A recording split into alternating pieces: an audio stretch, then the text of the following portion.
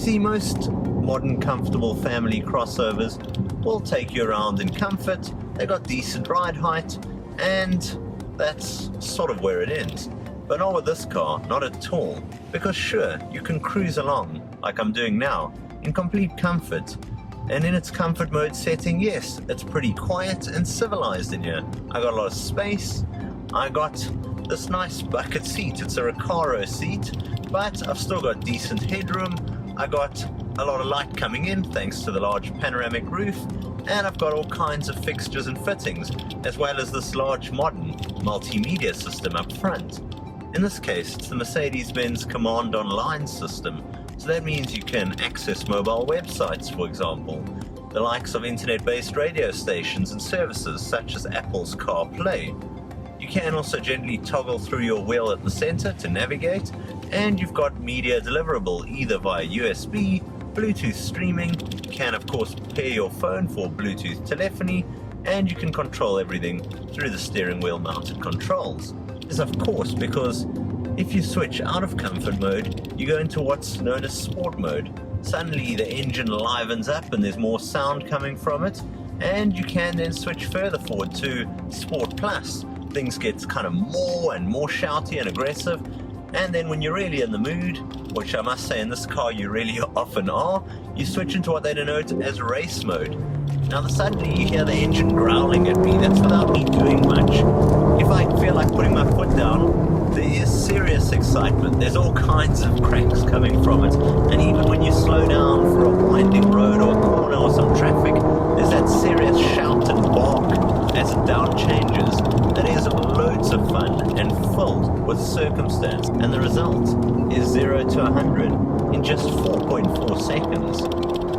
This car really does give you supercar thrills and supercar performance in what is otherwise a semi-toned down, compact family crossover. It is loads of fun to drive. Now all the power of course is mated to a 7-speed dual clutch transmission, so that means the shifts are smooth and instantaneous. And it also means that whether you're cruising along in comfort mode or in its full hard race mode, either way the gears are ready and bang on, ready to shift as you need them. Now of course the car I'm driving today has got a couple of options fitted, and it can get rather pricey. The base price starts at just over 850,000 Rand. Then you can add on, for example, the likes of the Command Plus with the large display at over 10 inches for multimedia, and that will come in at over 20,000 Rand. That wing on the back, that also comes in at close on 10,000 Rand. Then you got these red seat belts, another 6 grand for these. Again, they look awesome, but they do add to the expense, as well as those large multi-spoke alloys.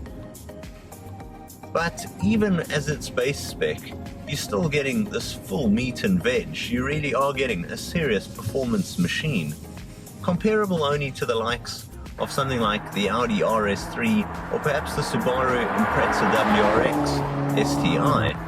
The Mercedes-Benz GLA45 packs the practicality of a crossover with some increased ride height, with the overall fun that'll really have you smiling and with a huge grin on your face all the way through the drive.